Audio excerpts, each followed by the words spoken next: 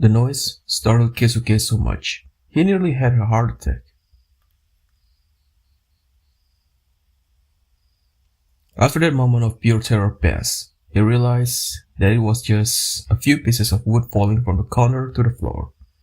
The sound had not even been that loud. But his ears wouldn't stop ringing, his pulse wouldn't stop racing, his lungs felt like they were caught in a tightening vice. He knew what this was: fear, anxiety, sorrow. He was balled up in a corner of the now familiar coffee shop, knees pulled up to his chest. His feet had brought him here before he realized where he was going. The light shining through the doorless entrance fell short of the place where he sat. It was damp and dim. It made him want to vomit. Not just the store, but everything, himself included. He didn't want to see anyone, ever again. The thorns in his chest refused to go away. Thorns planted by Akira's words.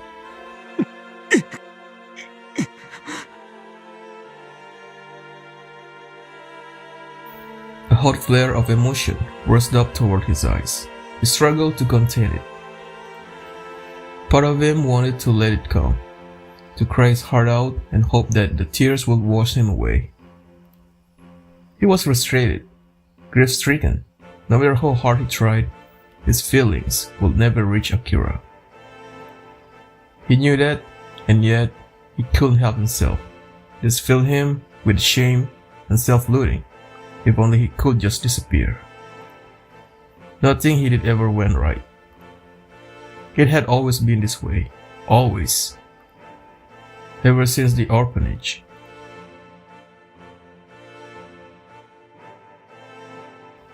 Back then, Keisuke's awkward nature had made him a frequent target of bullies.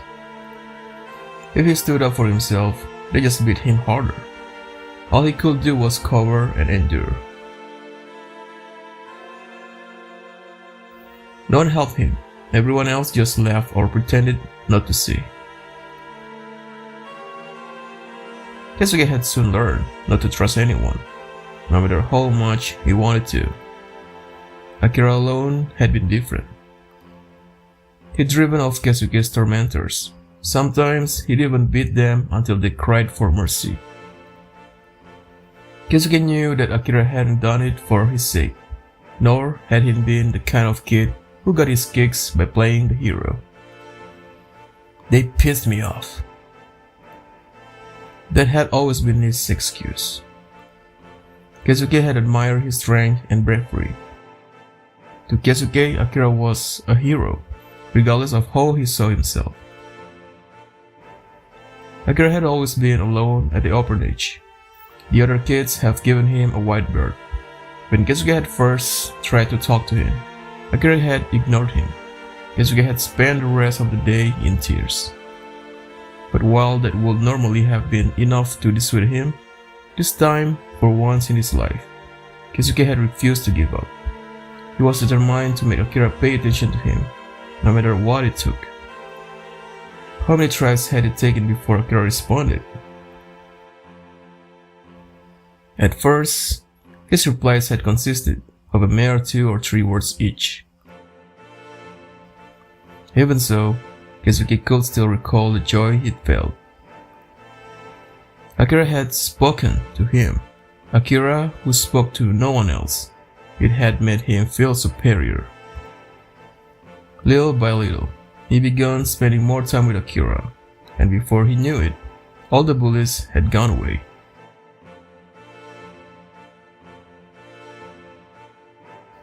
Then the war had come to an end, plunging the country into chaos. With nowhere else to go, Japan's lost children had gathered to play on the streets. That was the first time a girl had confessed to him.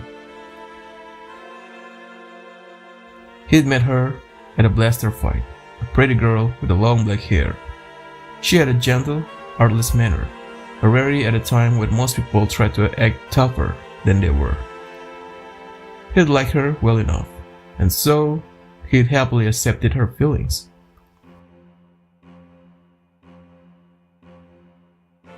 Looking back on it now, perhaps the idea of having a girlfriend was what had excited him.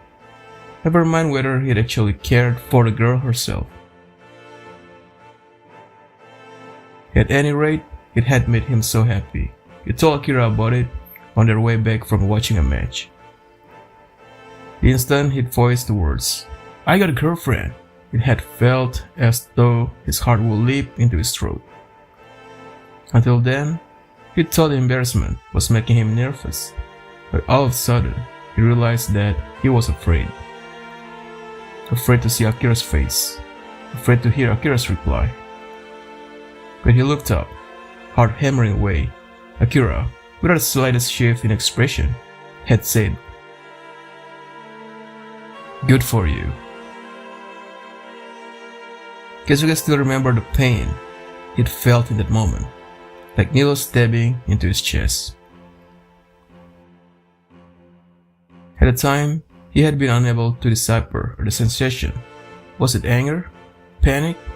His thoughts had been jumbled.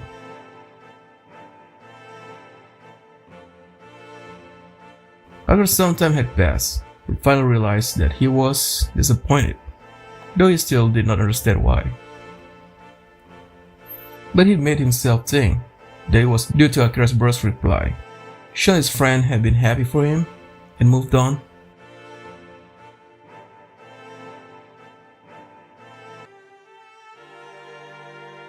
Afterward, he stopped spending so much time with Akira and started spending time with his girlfriend instead. While he'd miss his friend, having a girlfriend was enjoyable in its own way. And besides, if Akira wanted to hang out, he knew where to find him. Why should Keisuke always be the one to make the invitation? Eventually, about a month after they started going out, his girlfriend had invited him over to her house. The following weekend, her parents would not be home, she said. Even knowing that she had an ulterior motive, Keisuke had felt a quiet elation. The night before he was to go to her house, he ran into Akira on the way home. Akira was returning from his job at the factory. Since they were headed in the same direction, they walked part of the way together. It had been a while since Keisuke had seen Akira. Before he knew it, he was smiling and chatting away. It felt like he was walking on clouds. なんかすごい久しぶりな気がする。そうだな。アキラ、最近ブラスター見に行ってる？たまに。お前は？ここのところはさっぱり。そうか。 It was meaningless small talk, but it made him happy. Just being with Akira again made him happy. Too quickly, they reached the point where they would go their separate ways. Akira turned to look at him. ケイスケ。ん？次のブラスター、行くか。一緒に？ああ。 At that moment, Keisuke felt as if he could fly. Akira almost never invited him out. He responded casually, biting down his elation. 行きたい。いつ？明日。なかったっけ？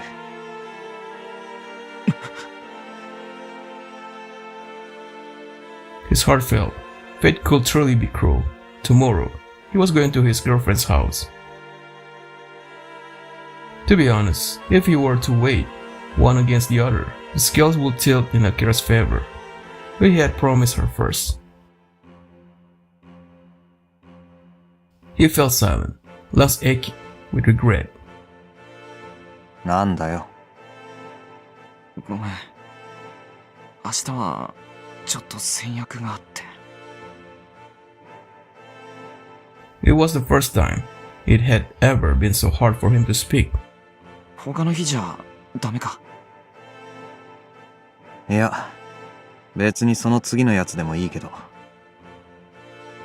なあ。He was happy Akira still wanted to hang out. But tomorrow was the day Akira himself had chosen. Certainly, they could go another time. It might even be fun. But it wouldn't be the same. じゃあとりあえず、また今度。今度って、いつだよ。What did that mean? Few things were less reliable than Akira's "see you later." It felt as if the ground had opened beneath him. He wanted to run after Akira, call him back, tell him he'd go tomorrow after all. Regret weighed on him for the rest of the night. Before he knew it, the sun was shining through his curtains. He hadn't slept a wink.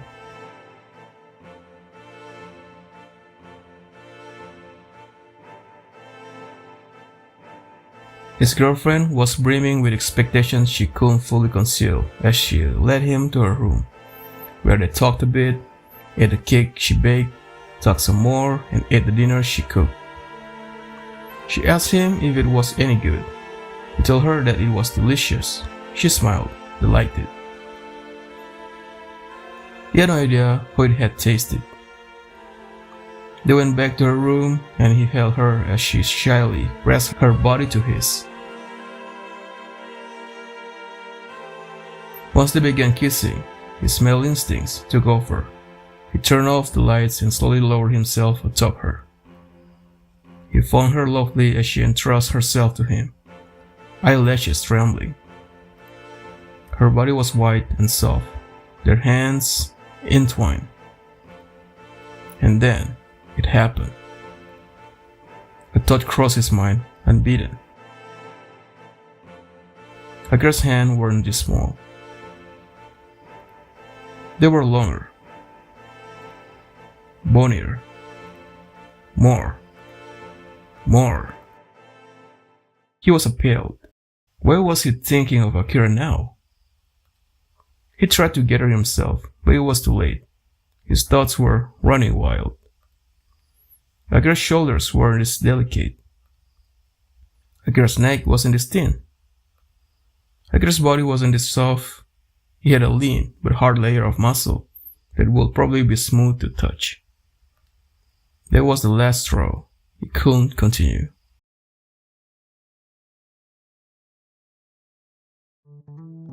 He lowered his head to her in apology. She swept in shame, then slapped him. He left. Their relationship ended there. He felt guilty, but also strangely relieved. Afterward, Akira began appearing in Keisuke's dream. This Akira wasn't the one he knew. He was sensual, his breathing hot and rigid. Instead of his familiar cold, sharp stare, his eyes were intense, feverish, melting. Keisuke couldn't stand it. There were times when he would walk to find that he soiled his futon, and cradle his head and seriously wonder whether he had some kind of disease. What the hell was wrong with him? The more he thought about it, the less he understood, and the more his heart ached. Sweet pangs ran through him each time he thought of Akira.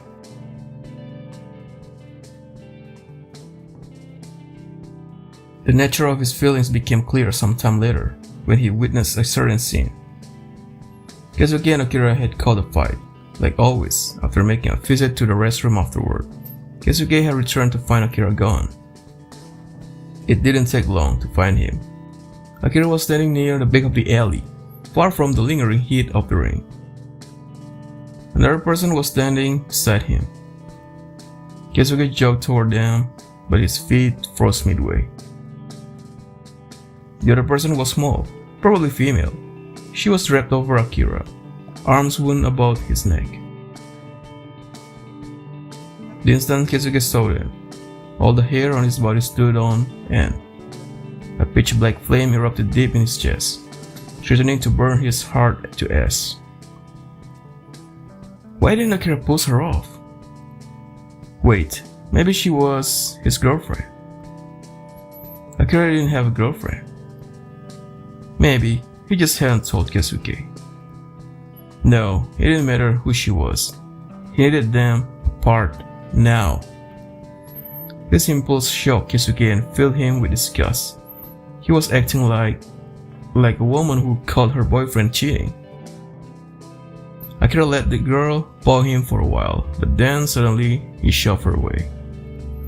He must have pushed her hard. She wobbled and fell on her bottom. As soon as Keisuke saw this, the black, vicious thing inside of him vanished. The girl screeched something and stalked away, jostling Keisuke as she passed. The glimpse he caught of her face made her look like the most hideous creature in the world. 何？どうしたの？なんでもない。Keisuke could tell from the wrinkling of his eyebrows that Akira was annoyed.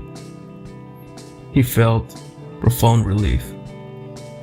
At the same time, he was nearly overcome by the urge to touch Akira's furrowed brow.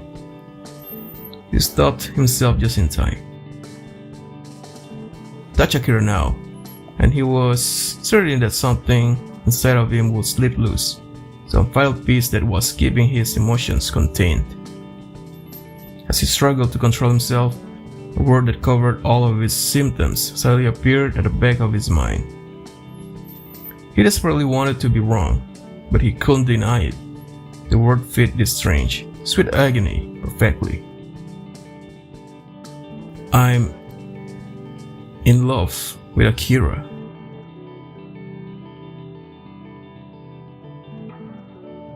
Keisuke had never even considered the possibility that he might be interested in men. No, it wasn't that he liked men. He couldn't imagine feeling this way about anyone else, man or woman. He loved Akira, and only Akira. No matter what, he couldn't let Akira find out. It was all too easy to imagine his reaction, the disgust on his face before he pushed Keisuke away. He would lose Akira forever, and that was the one thing he couldn't allow. Instead, he chose to bury his feelings, to excise that part of him and locked it behind steel bars. It hurt, but he was willing to endure any pain in order to remain by Akira's side. Of course, even if there had been a chance for him, he would never have chosen to reveal his feelings. Someone like him, he wasn't right for Akira. Akira was strong and good-looking, even a little unapproachable, though Akira himself seemed oblivious to the fact. Keisuke knew that he had many admirers, like the girl from before. And yet, Akira chose to spend his time with him. Keisuke could hardly believe it. Sometimes, it felt like living in a dream. But while his position at Akira's side gave him an undeniable sense of pride, it also made him painfully aware of his failings, his inadequacies, his contemptible weakness. When had he ever done anything without Akira's help? He was a parasite in love with his host. What a joke.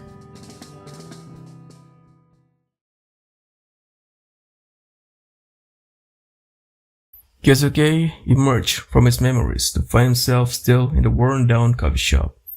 Nothing had changed. Dust motes danced in the light from the doorway. He felt pathetic. He wanted to die. Why did he have to be like this? No wonder Akira had lost patience with him. If he were stronger, if he weren't such a burden, maybe he wouldn't have made Akira mad. If he were strong like Akira. Just then, a glint caught his eye.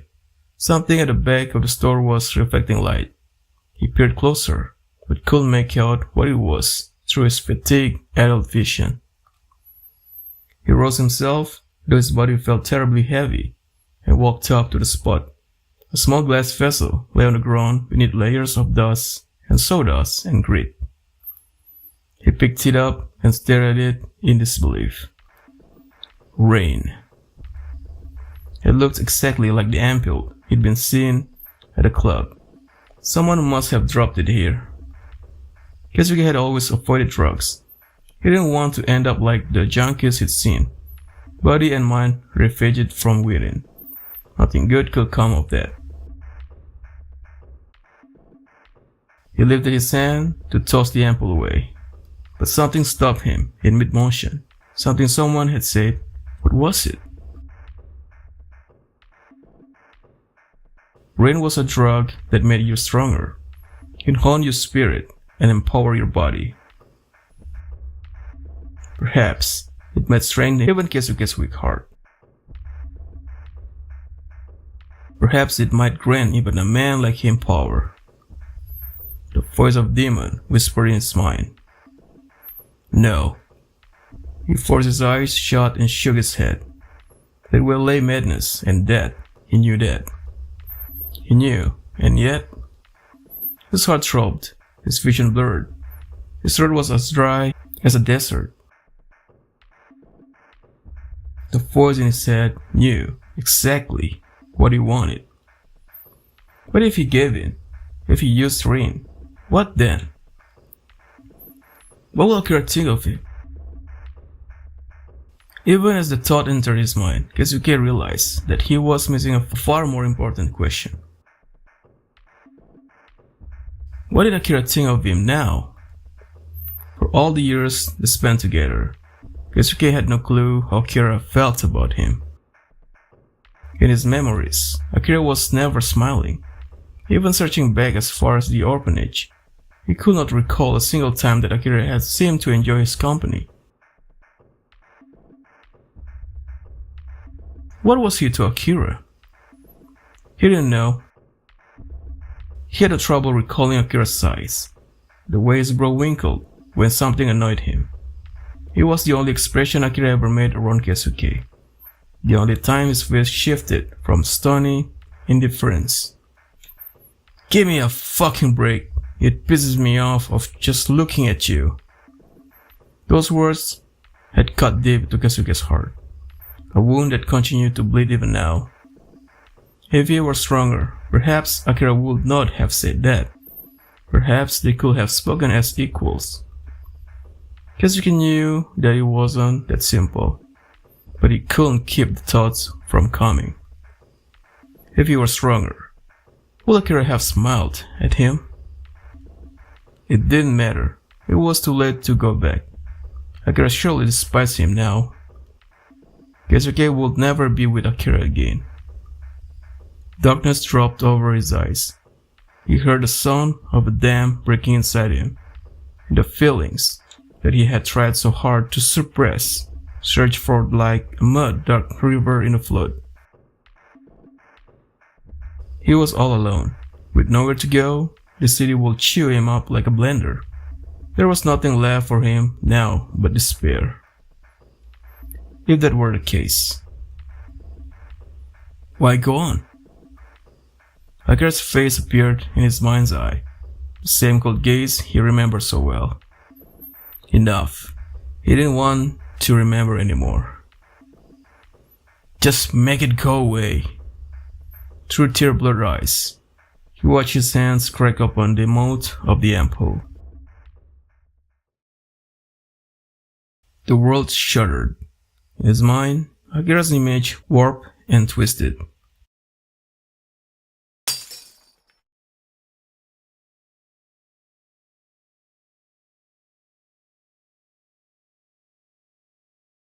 Memories flashed before his eyes. Every single one bore Akira's face. Akira. Akira. Akira. Akira. Akira angry. Akira aloof. Akira looking at something, not him. Why were these all the only memories he had? He so longed to see Akira with a different expression. To see him happy. To see him sad. To see him worried. To see him afraid. And, oh yes, to see him in agony.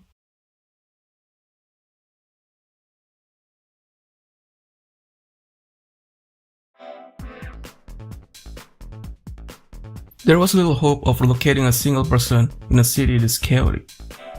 To do so alone, without a working knowledge of the local terrain, would require nothing short of a miracle. And so, Akira's hopes now rested on the most unstable of foundations, word of mouth. He headed for Mill of Duty, the club where fighters went to relax. On the way there, he discarded his bag, keeping only his phone, money, and text. The bag had become a needless burden. He walked swiftly past the now familiar line of ruined stores, then passed through the black door leading to the basement.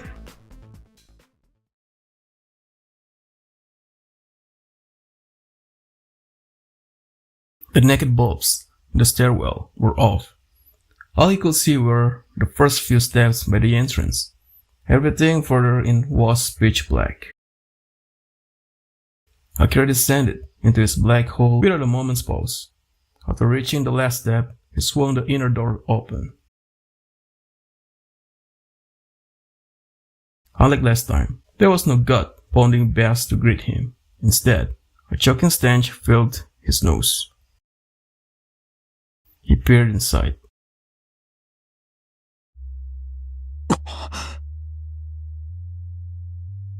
Akira stood petrified in the doorway, unable to process what his eyes were seeing. Everything was covered in blood. The floor, the walls, the ceiling, bright red, as if painted with a giant's brush. The air was thick with the smell of rust.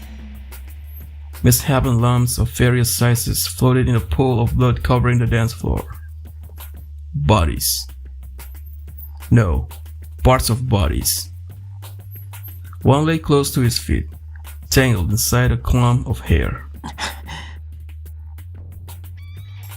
He looked away, overcome by disgust. Who had done this? Why? The sound of footsteps cut into Akira's confusion. Tap, tap. Someone was descending the stairs behind him. He sensed undisguised malice. Who was it? Seeking options, Akira frantically looked from the bar to the staircase and back again. The thought of setting foot inside the slaughterhouse turned his stomach. But he had no choice. He stilled himself, stepped onto the red floor, then moved toward the back and turned to face the entrance. His entire body felt sticky, as though he bathed in the blood from head to toe. But he forced himself to focus on the approaching presence. Finally, a man emerged from the dark stairwell. Akira's eyes went wide.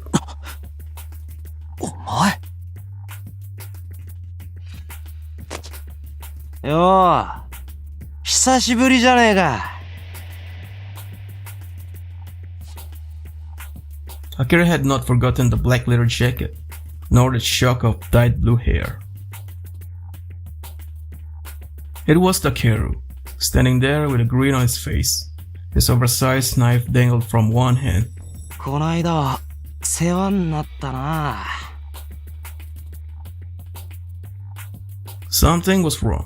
Why was Takeru so calm? He was standing at the entrance to an ocean of gore that seemed completely unfazed. And then, there were his eyes. Had they always been so keen, so hungry? His attitude and actions had been violent before, but beneath it all, Akira had sensed a clear, driving purpose. Now, there was no trace of that. Staring suddenly at Takeru, Akira moved his hand toward the knife at his feet. なんだよ。いきなりやろうってのが。まあいいけどな。俺だって、お前を潰しに来たんだからさ。Takeru laughed deep in his throat as he stirred the blood puddle with the toe of his boot, then kicked a chunk of meat in Akira's direction. It landed at his feet with a dull, wet sound. ぐちゃぐちゃにしてやるよ。こんな風にな。